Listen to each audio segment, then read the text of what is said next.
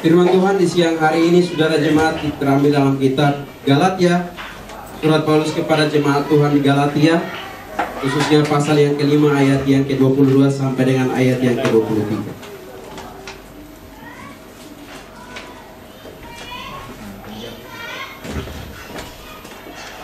Saya mengundang jemaat, mari kita bangkit berdiri menghormati kebenaran firman Tuhan.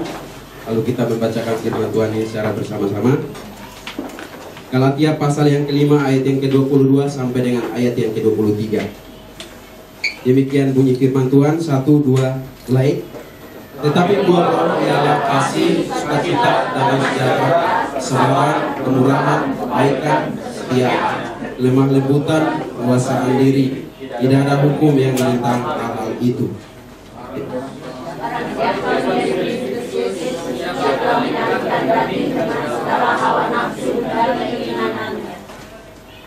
Puji Tuhan, saudaraku. Nanti ayat yang ke-25 dan selanjutnya kita bisa baca di rumah atau sekarang. Silakan duduk. Firman Tuhan di hari ini terambil dalam kitab Galatia 5 ayat yang ke-22 sampai 23. Memang dalam hari-hari yang kita sudah lalui dan lewati dalam gereja Tuhan di tempat ini, coba kita akan mengupas dan mempelajari tentang kehebatan kata-kata dalam buah roh ini. Karena saya mengetengahkan sebuah sudut pandang yang luar biasa tentang masalah buah roh. Dan kata-kata ini memberikan sebuah pengaruh yang sangat besar, membawa pengaruh sangat besar bagi kehidupan orang Kristen. Olehnya di pagi hari ini saya mengambil kata kelemah lembutan. Kita melihat kehebatan dari kata ini luar biasa, yang memiliki power dan kekuatan yang bisa menghancurkan lawan-lawan kita ketika kita menggunakan kata ini. Amin. Oleh karenanya hari ini saya coba untuk membagikan berkat ini kepada saudara. Lalu nanti kalau saudara mau mengikuti lagi, hari Jumat, hari Sabtu kami undang saudara. Mari ikuti. Di bawah kolong langit ini tidak ada yang bisa membahas kata-katanya hanya selain di Pondok Daud. Hadirkanlah dirimu, karena kita akan membahas kalimat kata-kata ini dengan memberikan pengaruh yang luar biasa. Saya percaya kalau ini semua matang dalam kehidupan orang Kristen. Buah roh, satu buah roh terdiri dari 9 rasa, terdiri dari 9 karakter. Hari ini kita pelajari tentang karakter kelemah lembutan. Saya mengacaknya, memang tidak berurutan, tapi hari ini memang saya mempersiapkan secara khusus untuk kelemah lembutan. Kekasih Tuhan, kalau kita memperhatikan kata kelemah lembutan, minggu lalu kita memperhatikan tentang damai sejahtera. Lalu setelah itu kita memperhatikan tentang kesabaran. Lalu kita memperhatikan ketika kita mempelajari kebenaran firman Tuhan untuk membuktikan diri kita bahwa kita adalah orang yang hidup dalam Kristus dan memiliki karakter-karakter itu, saudara akan menghadapi yang namanya ujian. Makanya kalau karakter kesabaran itu, ketika saudara mempelajari tentang kesabaran, saudara sudah mengetahui bahwa saya pernah memahami tentang kesabaran dan ada ujian. Ada ujian interupsi di sana. Ada ujian melalui hal-hal yang kecil yang tidak mengenakan saya. Ada ujian yang membuat saya tidak nyaman. Ada ujian yang membuat saya akhirnya saya tidak berdaya. Tapi itu adalah ujian kesabaran. Benar yang kita melihat dari situ. Lalu bagaimana saya bisa mengukurnya atau bisa menghadapi ujian itu? Mengubah paradigma saudara. Jangan melihat dari diri, tapi melihat dari kejadian yang terjadi. Amin. Maka engkau akan tetap mempertahankan kata kesabaran itu. Kalau damai sejahtera kita udah bahas. Nanti minggu depan atau hari Jumat 1 dalam jadwal-jadwal kami, silakan saudara datang. Seperti saya katakan bahwa hanya di bawah kolong langit ini, hanya di Pondok Daud yang bisa bahas hal-hal ini. Amin. Oke, selamatnya sih di dalam Tuhan, tapi kalau pembahasan ini mungkin kita aja. Baik, mari kita memperhatikan saudara yang dikasih oleh Tuhan kita Yesus Kristus. Buah roh, saya perhatikan kelemah lembutan. Awalnya saya berkata kepada kita, apa kehebatan dari kata kelemah lembutan ini? Sampai Tuhan berkata ini adalah satu buah roh. Apa kelebihannya? Dan apa pengaruhnya? Dan apa dampaknya bagi orang Kristen? Luar biasa. Saya ketika membaca kebenaran firman Tuhan, kalau tersirat ini adalah hati Kristus yang sungguh nyata bagi kehidupan orang Kristen dari zaman ke zaman hingga zaman ini, bahkan zaman yang akan datang. Kelemah lembutan ini akan berlaku. Oleh karenanya buah-buah roh ini adalah sesungguhnya harus dimiliki oleh orang Kristen. Kalau saya sudah perhatikan, banyak orang berkata kelemah lembutan ini hanya dimiliki oleh suku ini. Ini kelemah lembutan ini dimiliki oleh suku NTT. Ya, bisa kita katakan amin ya. Saya pernah bertanya, kelemah lembutan ini katanya dimiliki oleh suku-suku orang-orang dari Jawa, termasuk istri saya. Kalau kita injakin kakinya, Mas, waktu kamu injak kaki saya. Kalau orang NTT diinjak kakinya, kenapa kamu injak kaki saya? Punya mata gak? Jadi memang unik ya perbedaan karakteristik seperti itu. Tapi kelemah lembutan ini hebat. Nah, saudara yang dikasih oleh Tuhan kita Yesus Kristus, kelemah lembutan dalam bahasa Yunani yang sesungguhnya, yang saya perhatikan di sana, lalu kita akan membawa dalam sebuah pendekatan-pendekatan yang meyakinkan kita, dan akhirnya kita membuat sebuah komitmen keputusan pribadi, lalu kita memantapkan dan membuktikan diri sebagai seorang yang lemah lembut dalam perjalanan kita. Saya membuat ada lima kurang lebih 5 pendekatan yang membawa kita untuk tetap kita memiliki kelemah lembutan. Saya mengawali sebuah introduksi adalah bahwa kelemah lembutan itu adalah sebuah kekuatan yang terkendali. Karena dalam bahasa Yunani sesungguhnya dikatakan dalam bahasa Yunani dalam perjanjian barunya, secara harafiah kata kelemah lembutan adalah kekuatan yang dapat dikendalikan, bukan kekuatan yang tidak dapat dikendalikan. Punya kekuatan yang dapat dikendalikan. Luar biasa. Sungguh kalimat ini menggambarkan tentang seekor kuda liar jantan yang baru dijinakkan oleh tuannya. Kekuatan yang dapat dikendalikan. Kuda jantan ini tadi memiliki energi dan kekuatan atau power yang luar biasa, dan tidak bisa dikendalikan oleh tuannya. Tetapi ketika tuannya itu mengendalikannya, mengubahnya, kekuatan yang luar biasa itu akhirnya terkendali juga. Jadi bermanfaat kuda liar yang jantan itu bermanfaat bagi tuannya. Itu luar biasa. Dan saya salah satunya yang pernah juga mendidik atau membuat kuda liar bisa berubah menjadi jinak. Saya satu-satunya, karena saya punya kuda, maka saya udah praktekin. Saya berbicara tentang kuda liar, dulu saya masih SMA,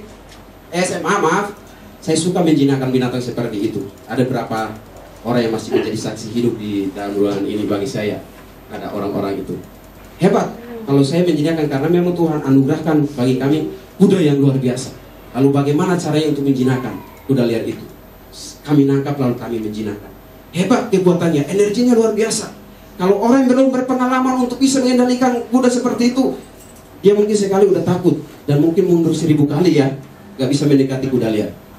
Tapi kami luar biasa, walaupun dibanting segala pokoknya berbagai macam cara, tapi akhirnya kami bisa menjinakkan dia.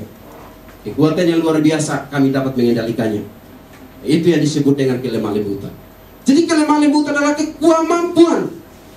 kemampuan atau kekuatan manusia yang dapat dikendalikan oleh diri kita sendiri. Mengapa demikian? Karena ketika kita berkata sesuatu, ada kekuatan yang supranatural, itu adi kuadrat itulah, yaitu Roh Kudus, dapat mengendalikan saudara dan saya untuk berkata-kata amin. Hebatnya seperti itu. Kalau tadi kuda liar saya yang mengendalikan, sekarang yang mengendalikan saya bukan kekuatan saya, tapi ada pribadi yang dalam hidup saya, itu Roh Kudus. Amin. Itulah yang dapat mengendalikan hidup saya. Oleh karena itu saudara dikasih oleh Tuhan kita Yesus Kristus, di dalam perjalanan itu ada pendekatan-pendekatan bagaimana seorang bisa memantapkan kata kelemah lembutan di dalam kehidupannya. Hal yang pertama saya berkata kepada kita kembangkan kata ini menjadi berpengaruh dan berdampak dalam hidup kita. Hal pertama saya berkata bahwa kalau orang Kristen untuk tetap lemah lembut dalam hidupnya, yang pertama dia harus menjadi aktor dan bukan menjadi reaktor. Kalau berbicara tentang reaktor dan aktor ini luar biasa. Ketika orang menyakiti hati saudara dan saya, kita menempatkan diri kita sebagai seorang aktor dan bukan seorang reaktor. Kalau seorang perhatikan reaktor nuklir, kalau ketika meledak, apa yang terjadi? Hebat kan? Dahsyat. Dan itu banyak korban. Dan kalau kita memperhatikan reaktor nuklir di mana-mana terjadi, kalau meledak itu banyak bencana. Dan negara itu pasti mengalami kedukaan yang luar biasa karena reaktor nuklir. Tetapi dalam kehidupan kekristenan saya berkata kepada kita, pendekatan kelemah lembutan.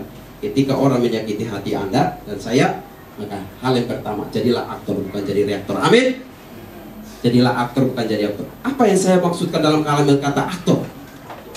Aktor yang saya maksudkan adalah bukan sebuah kata munafik atau kita menjadi sebuah aktor yang pura-pura.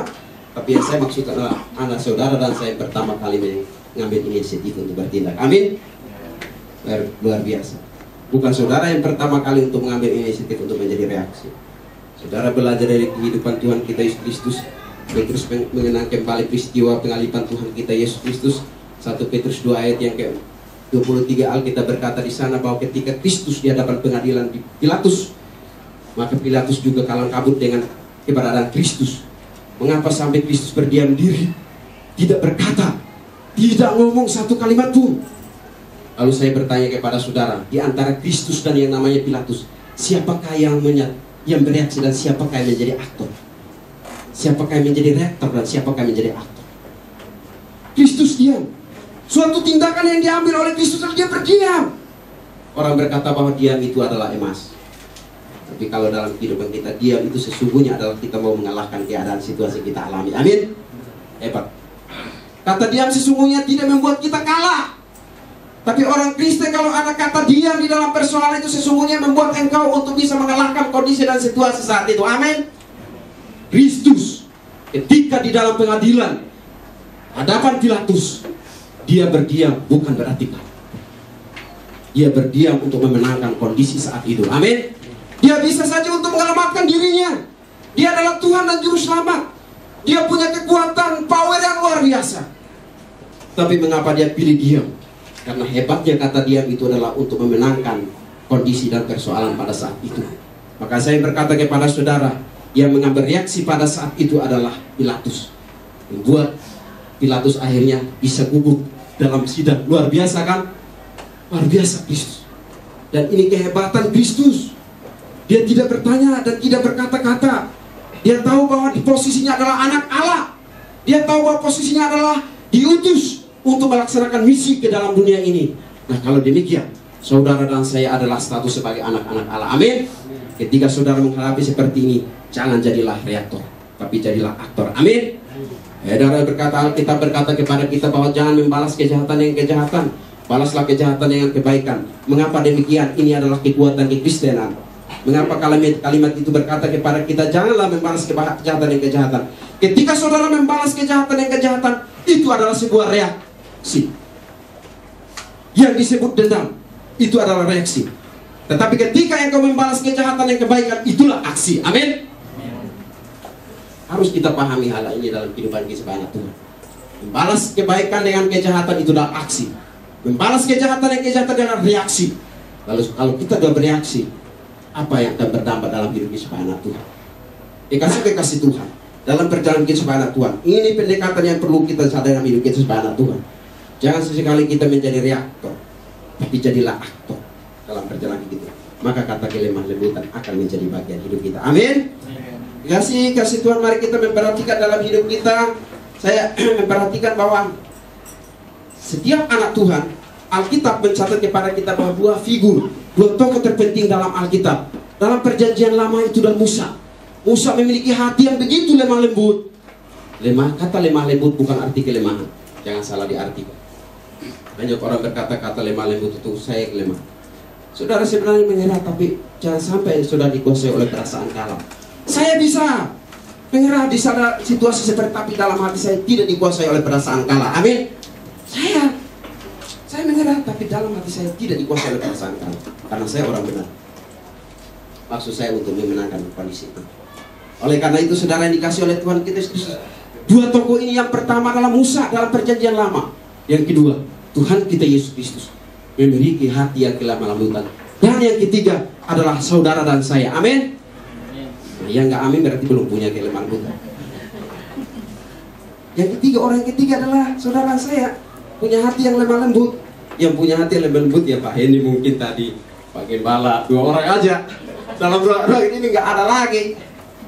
Nah, dalam hidup kita sebagai Tuhan, kalau orang sampai memiliki kata lemah lembut dalam hidupnya, kita memperhatikan bahwa orang yang lemah lembut, Alkitab berkata kepada kita dalam Galatia 5 dan ayat yang ke-23, kelemah lembutan. Saudara perhatikan di sana. Jadilah aktor dan bukan reaktor. Mengapa saya berkata bahwa kelemah lembutan itu penting? Kelemah lembutan adalah kemampuan untuk dapat saudara menyerap pukulan tanpa membalas. Hebat. Kalau saudara menggunakan kata kelemah lembutan ketika saudara menghadapi persoalan, orang memukul saudara yang kata-kata, orang memukul saudara yang tingkah lakunya, orang memukul saudara yang perbuatannya, engkau menyerap dan tak usah membalasnya. Itulah kelemah lembutan. Artinya Kristus menegaskan kepada kita, berilah juga pipi kiri. Hebat. Amin. Amin. Kemampuan untuk dapat menyerap pukulan tanpa membalas. Itulah kelemah lembut.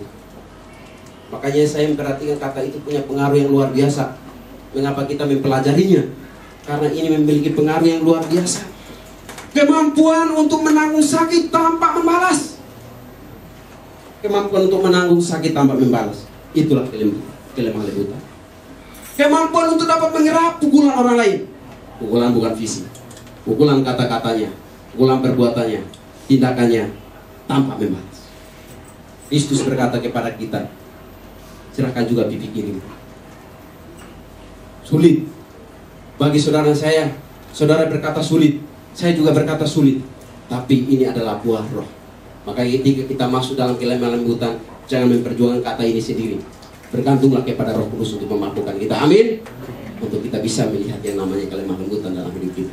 Karena ini adalah kemampuan untuk dapat menangkis, menyerap pukulan orang tanpa memukul. Ini kalau kita sih, orang kalau saya udah nangkis lalu nggak dapat, saya mendingan bagikan lagi, puas. Tapi ini sungguh membatasi kita. Kelemah lembutan ini, kemampuan untuk dapat menanggung sakit tanpa membalas. Tapi kalau kita pipi kiri kita serahkan, tangan kanan ke tangan kaki kanan kita beri juga. Jadi udah imbang lah ya. Itu bukan kemampuan untuk dapat menyerah, tapi kemampuan untuk dapat jual beli pukulan. Enak kan di situ. Kalau orang dunia enak, jual beli itu udah rasa puas dalam hidupnya. Tapi kalau kita masuk dalam area wilayah yang namanya kelemah lembutan, kita mampu untuk dapat menyerap setiap pukulan dari lawan-lawan kita tanpa membalas. Ketika kita menyerap dan tanpa membalas, itu berarti kata kelemah lembutan matang dalam hidup kita. Amin. Kata kelemah lembutan matang dalam hidup kita sebenarnya.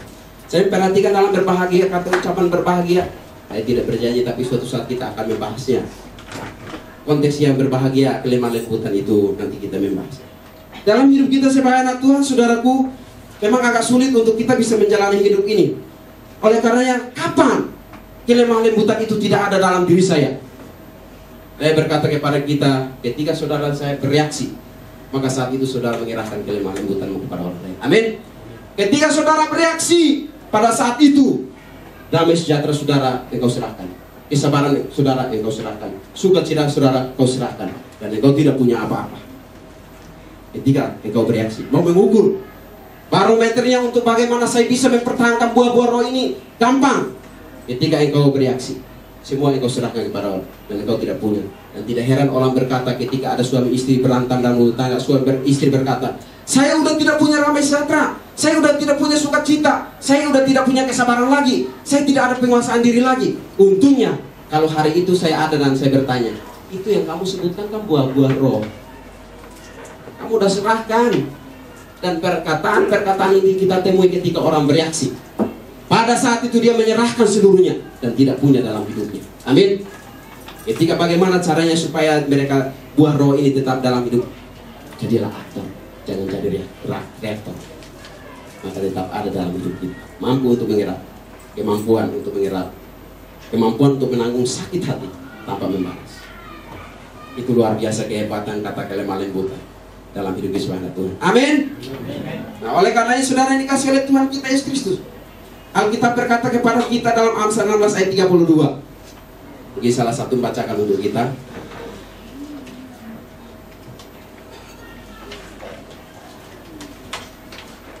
Amsal 16 ayat 32.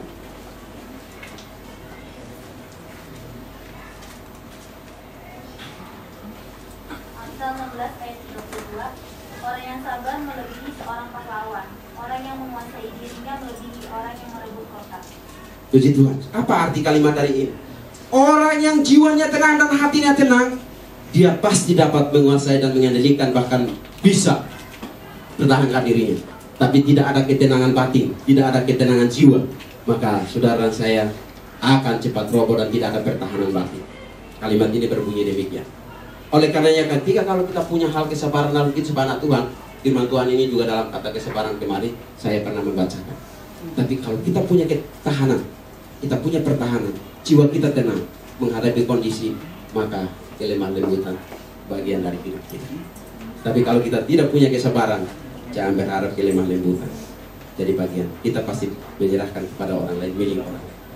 Saudara yang dikasih oleh Tuhan kita Yesus Kristus, hal kedua, pendekatan yang kedua yang saya perhatikan di sana adalah bagaimana kita bisa mengembangkan kelemah lembutan ini dalam hidup kita ketika kita berjumpa dengan orang atau sifat orang yang seperti mungkin kita alami, pernah kita disakiti, mereka menyakiti hati kita. Orang bisa berkata saya sakit hati karena memang udah luka. Kalau dari luka baru kita rasa sakit ya. Ya kan Pak Petrus ya, dari luka rasa sakit kan, berarti dia udah luka batin. Luka batin, lalu akhirnya diekspresikan, nyatakan saya saat ini udah sakit. Kayaknya dari luka terasa sakit. Dari luka terasa sakit, nggak ada yang namanya sakit lalu kita, aduh ini sakit, nggak ada ini ya, nggak terasa apa. Hal kedua, lemah lembut tanpa menyerah. Ini kalimat ini. Bila seorang tidak setuju dengan Anda, berlakulah lemah lembut tanpa menyerah. Luar biasa. Kenapa saya berkata ujian kematangan rohani setiap orang Kristen ini harus menghadapi berbagai macam pendapat, kritikan dari orang lain. Ketika kita tidak setuju dengan pendapat orang lain, atau ketika orang lain tidak setuju dengan pendapat kita, cuma hanya 3 reaksi. Saudara pasti berkata kepada diri saudara bahwa udahlah, saya mundur dengan perasaan takut, dan ayo kita berdamai. Itu alternatif yang pertama. Alternatif yang kedua, ketika kalau kita tidak setuju atau orang lain tidak setuju pendapat kita, pasti kita berkata demikian. Reaksi yang kita bangun adalah reaksi marah. Yang ketiga, Tuhan tawarkan satu reaksi adalah ketika orang tidak setuju dengan pendapat dan pemahaman kita, reaksi yang paling luar biasa dan dahsyat dalam hidup orang Kristen adalah kelemah lembutan. Pada umumnya 1 dan 2 itu dimiliki oleh orang. Ketika kalau tidak setuju dengan pendapat, pasti reaksi marah ada. Pasti mundur dengan perasaan takut dan berkata, udahlah kamu pertahankan cara kamu.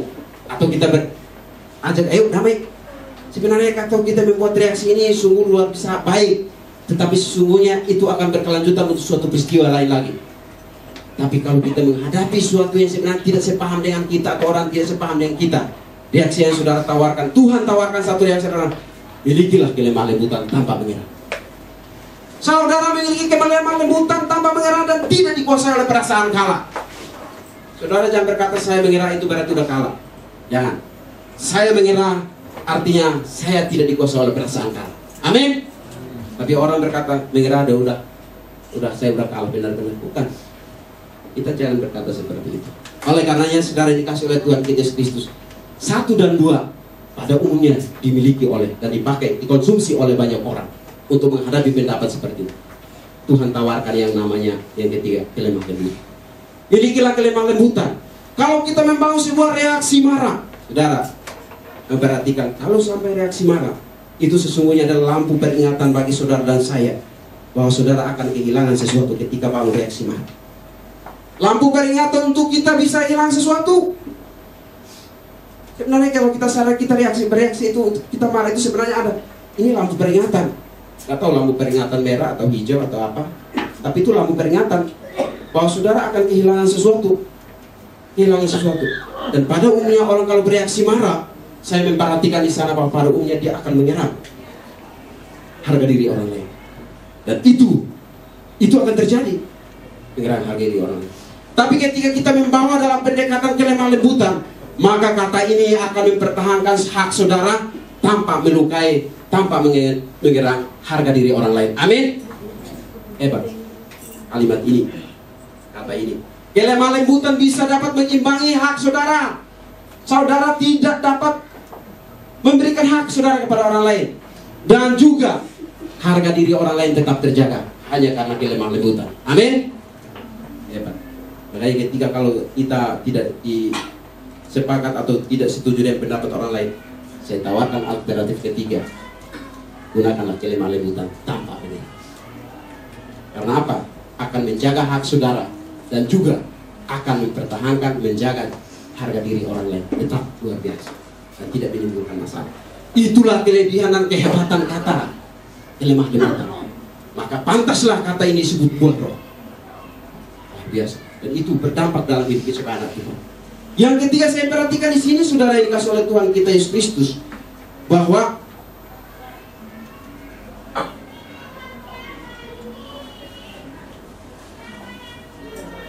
memaafkan bukan menghakimi. Pendekatan yang ketiga adalah kita harus memaafkan bukan menghakimi. Bila seorang mengecewakan saudara yang rahasianya adalah saudara harus memaafkannya dan tidak usah menghakiminya. Kalau saudara, saya bertanya kepada saudara, berapa banyak Kasih Allah yang luar biasa memaafkan saudara. Coba kita renungkan. Sampai-sampai kita tidak mau memaafkan orang lain, lalu kita menghakimi. Alkitab berkata kepada kita dalam Galatia 6 ayat 1-2. Firman Tuhan saya tidak hafal, tolong dibacakan untuk kita yang bisa. Galatia 6 ayat 1-2.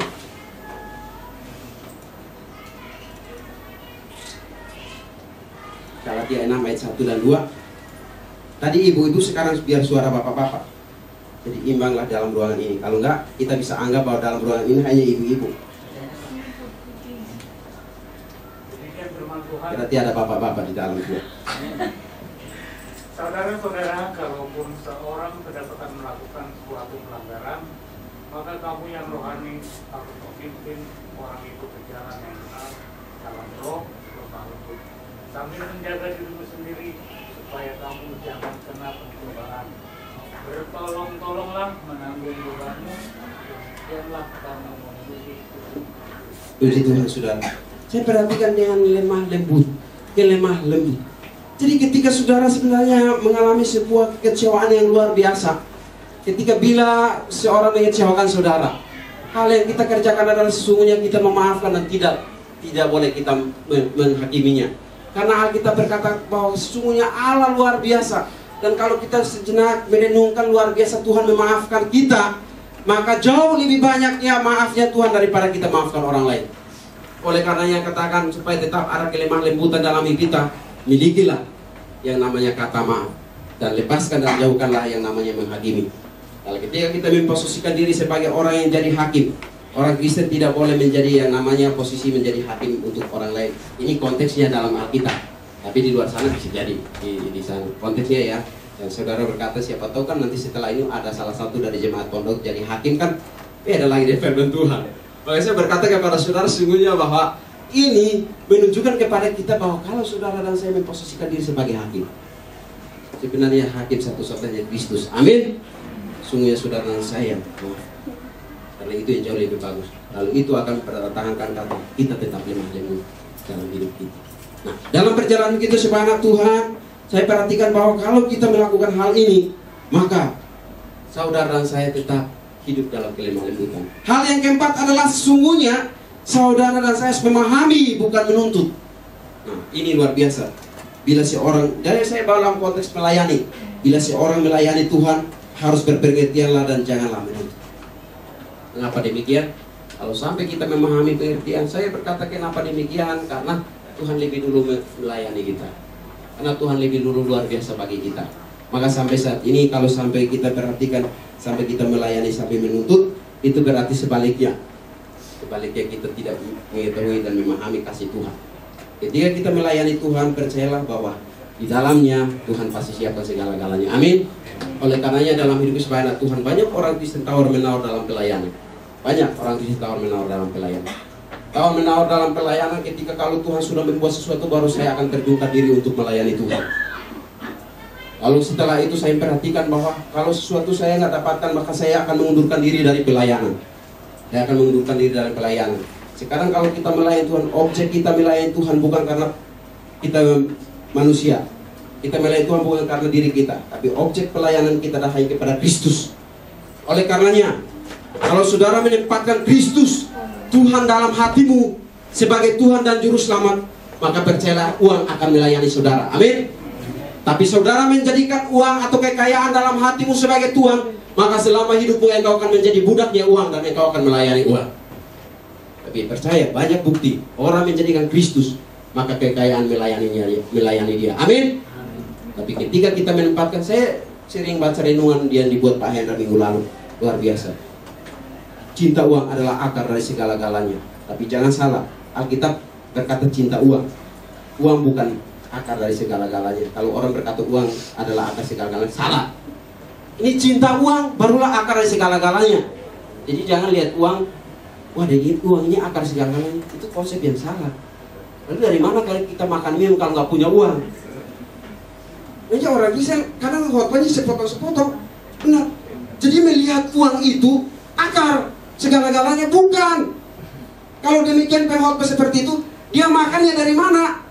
Minumnya dari mana? Berobat dari mana? Kalau bukan uang.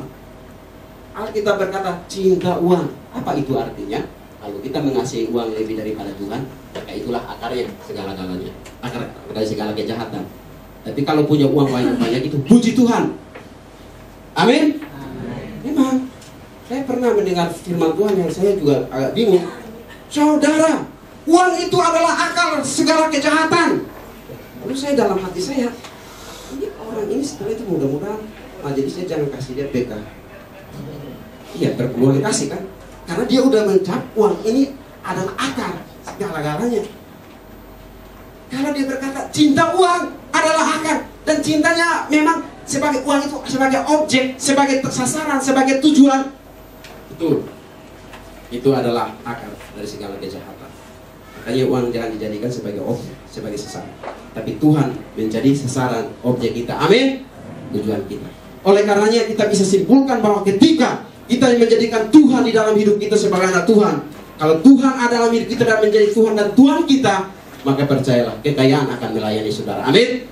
Tapi ketika saudara dan saya menjadikan yang namanya kekayaan sebagai Tuhan, seumur hidup saudara engkau akan menjadi budak dan engkau akan melayani yang namanya kekayaan. Dan tidak heran saudara bisa melihat banyak statement berkata, bagaimana caranya saya bisa uang ini terus. Dan itu dia udah melayani Tuhan, melayani uang. Dan dia berbudak dengan uang. Tapi saya berkata kepada saya, punya uang itu puji Tuhan luar biasa. Uang itu bukan dosa. Pernah orang bertanya dalam kampus ini, pertanyaan saya unik. Lalu dia berkata, ini seorang dosen yang luar biasa. Saya pikir juga bagi saya seorang guru rohani. Dari berkata kepada saya bertanya demikian. Bagaimana dengan perpuluhan persembahan dari saudara-saudara kita yang objeknya adalah mereka melakukan hal-hal seperti perzinahan tiap malam di jembatan gini, lalu tiap bulan dia kasihin perpuluhan. Waduh, saya bertanya unik. Lalu ada orang teman-teman saya, jangan ambil perpuluhan itu. Perpuluhan itu udah dosa.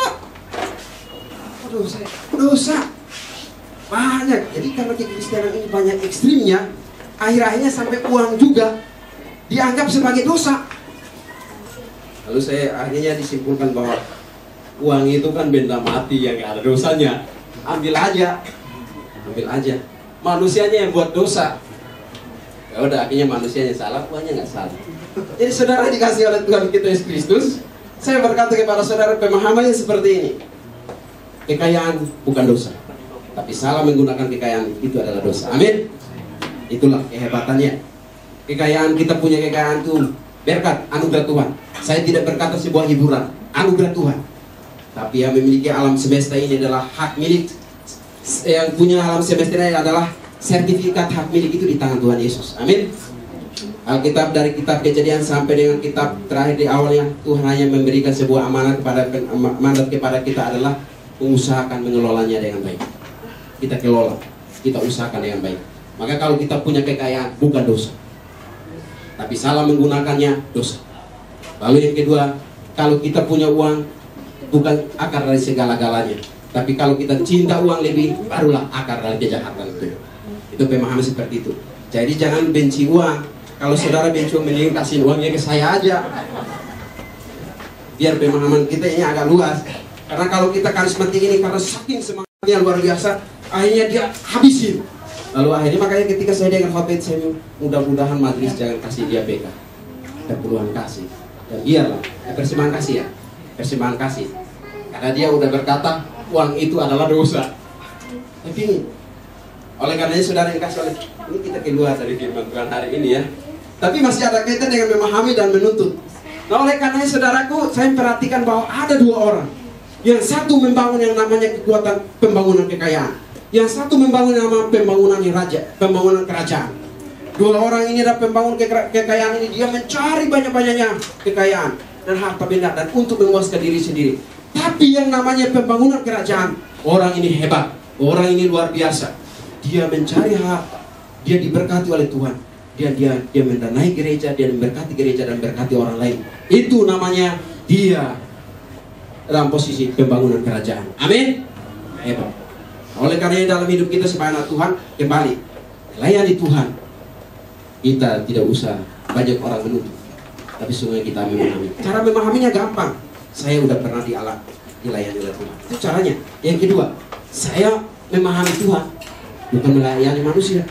Saya melayani yang namanya Tuhan dan hidup, Tuhan dan Juru Selamat saya. Dia udah melayani saya. Dia udah melayani saya. Ini ceritanya. Saya pernah khotbah di salah satu gereja. Cerita. Ini nyata juga. Makanya kalau hal-hal yang aneh yang pernah saya alamin, kalau dalam khotbah yang nyambung dengan kesaksian ini, saya akan berikan. Seperti salah satunya bahasa roh. Itu memang saya alami pribadi. Dan ini juga saya alami pribadi. Di S1, waktu saya masih S1, saya paginya itu melayani salah satu gereja, dan denominasi gereja saya nggak usah sebutkan. Saya dari kampus, saya naik Metro Mini, Kopaja Jepang kampus ya. Lalu saya naik, ke tengah jalan saya dicopet orang. Uang saya, suruh saya, kamu dari mana? Saya bilang, saya juga ngaku-ngaku Jakarta, karena waktu itu saya udah tahu kerusuhan orang Ambon dengan orang namanya Betawi. Saya pikir jangan mereka memanfaatkan saya ini. Saya bilang Jakarta, coba KTP-nya. Atau saya keluarin dompet, uang saya 23.000, 20-nya selembar, 1.000 itu 3 lembar tuh. Lalu dia ambil 1.000 20-nya. Untungnya dia ambil, lalu mereka 3 orang, satunya gendut, besar tuh, dia rangkul saya dari belakang ya. Lalu saya nggak bisa bergerak, dia udah satunya ambil uang 20.000, loncat mereka turun. Saya dilepasin di atas, ini sendirian juga. Lalu saya dilepasin, saya sempat loncat juga. Saya baru pertama kali mengalami hal itu di Jakarta. Waktu di Timur enggak, di sini. Makanya saya, aduh ini luar biasa, ini 3.000 persembahannya gimana ya. Akhirnya saya naik Metro Kopaja ini, saya bayar lagi 1.000. Dengan jujur saya berkata bahwa saya baru habis dirampok di atas itu ya, di atas bis. Lalu si supir ini, ya udah, nggak usah bayar. Saya pakai baju putih, dasi, karena memang mau khotbah. Ini luar biasa. Memang mau khotbah. Lalu sampai sana, ini gereja Lutheran ya, gereja itu bukan gereja seperti kita. Lalu akhirnya saya sampai sana, ini di pemudanya. Pemudanya, kalau gereja itu pemudanya sih rata-rata S1. Lalu mereka udah nyanyi, udah nungguin. Oh belum datang Pak Gustaf ini ya, baru S1 semester 5 kalau nggak salah itu. Saya datang sampai keringatan, lupa bawa sapu tangan lagi. Aduh, saya masuk, untung ada AC-nya. Lalu si WL-nya bilang, Pak, tinggal firman Tuhan Pak. Ya udah saya naik ke khotbah, saya bersaksi aja bahwa saya baru dicobet nih. Selesai firman Tuhan. Hari itu saudaraku, waduh, memang benar-benar saya mengalami hal yang bagi saya cara manusia itu sebenarnya pahit. Setelah saya berkhotbah, datang majelis kasih PK, persembahan kasih ya, persembahan kasih.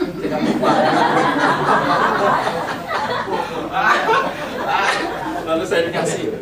Saudara tahu, saya dikasih persembahan kasih itu 5 menit kemudian si majelisnya ikut. Pak, tadi saya kasih persembahan kasih Bapak ya, amplop. Iya. Sini Pak. Dia ambil lagi. Malah enggak.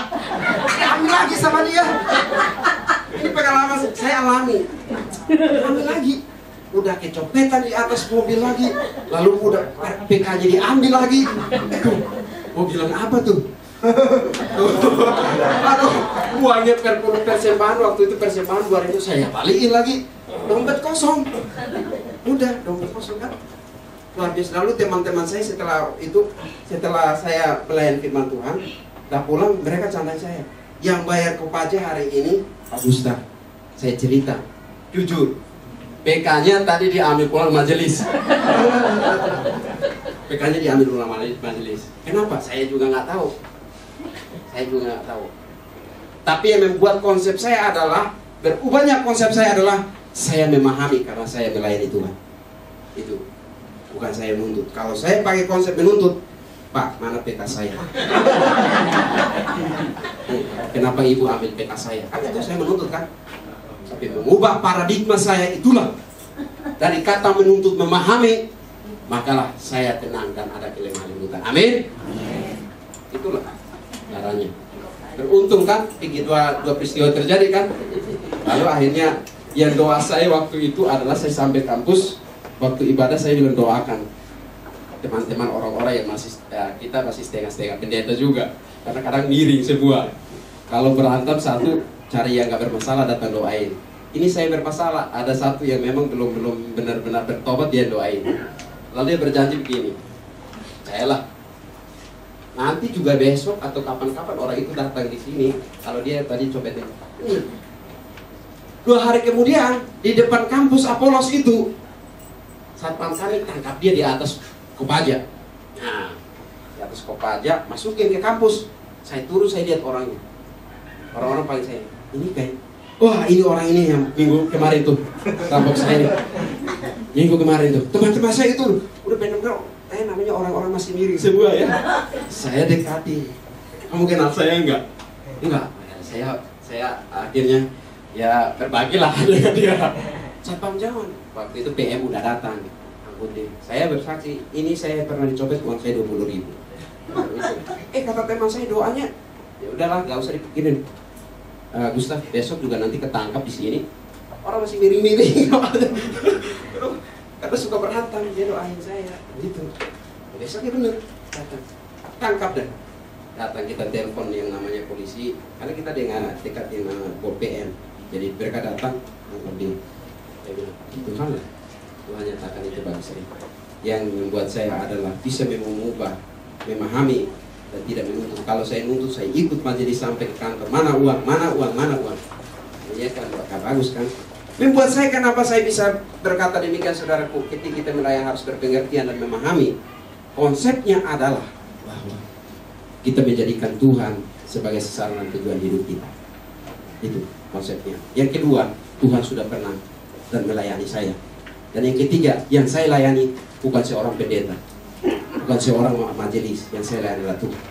Dan ketiga, kalau kita mengalami memahami hal seperti ini akan tetap kita miliki yang namanya kata lemah lembut dalam hidup kita. Amin.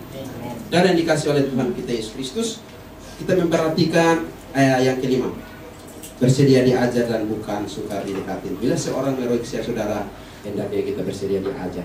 Kalau kita hendaknya bersedia dihajar, mendingan jauh-jauh. Tapi kalau kita dikoreksi, hendaknya kita bersedia untuk diajar, karena firman Tuhan berkata kepada kita bahwa jikalau Yakobus 1 ayat 21, seorang bacakan untuk kita. Yakobus 1 ayat 21.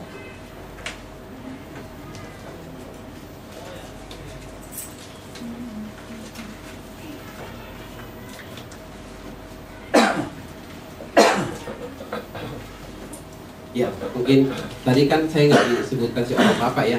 Sekarang seorang ibu. Ini karena mau baca tapi ragu-ragu bapak atau ibu. Ya, ibu aja. Yakobus 1 ayat 21. Atau Pak Hendra juga boleh. Sebab itu buanglah segala sesuatu yang kotor dan kejahatan yang begitu banyak itu, dan terimalah dengan lemah lembut firman yang tertanam di dalam hatimu, yang berkuasa menyelamatkan jiwamu. Ya, puji Tuhan. Kata itu saudara lemah lembut itu menunjukkan kepada saudara saya siap diajar. Bukan sulit untuk didekati. Ketika kita siap dikoreksi, ketika kita mengalami yang namanya sebuah operasi, relakan hati kita untuk diajar. Karena kita banyak mendapatkan pelajaran dari sana. Kehidupan ini saudaraku, kehidupan ini kita jalani penuh dengan banyak pertanyaan. Guru memberikan pertanyaan kepada mahasiswa atau siswa-siswa mungkin 50. Tapi kalau pertanyaan dari setiap kehidupan yang kita jalani itu nggak ada habisnya. Amin.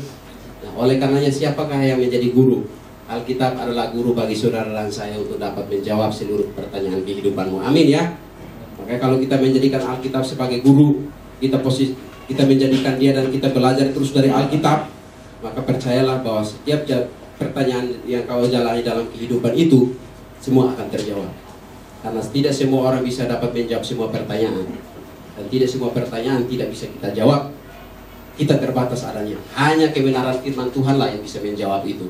Oleh karenanya firman Tuhan ini adalah guru. Alkitab kita adalah guru. Belajarlah dari dia untuk menjawab pertanyaan kehidupan. Kiranya firman Tuhan di hari ini dan akhirnya kita membacakan kalimat-kalimat ini bukan kalimat-kalimat syahadat ya. Kalimat-kalimat yang memampukan kita untuk dapat mengembangkan kelemah lembutan ini. Kita mulai. Tidak ada. Ya, Tuhan lah. Belum ya? Ada Pak? Iya. Ini kalau belum ada berarti saya buka konteks lain lagi, kita hotel lagi. Baik, kita bacakan sama-sama. Bisa lihat? Saya tidak bisa lihat. Mulai 1, 2, 3.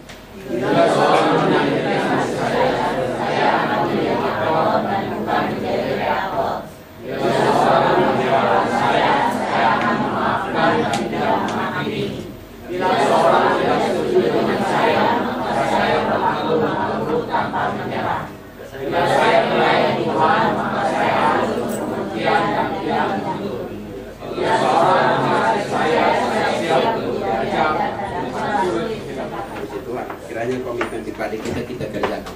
Dan buktikan diri kita kalau kita menerapkan hal ini, kita akan tetap menjaga dan memiliki yang namanya karakter kelemah lembut dalam hidup kita. Amin. Mari kita berdoa.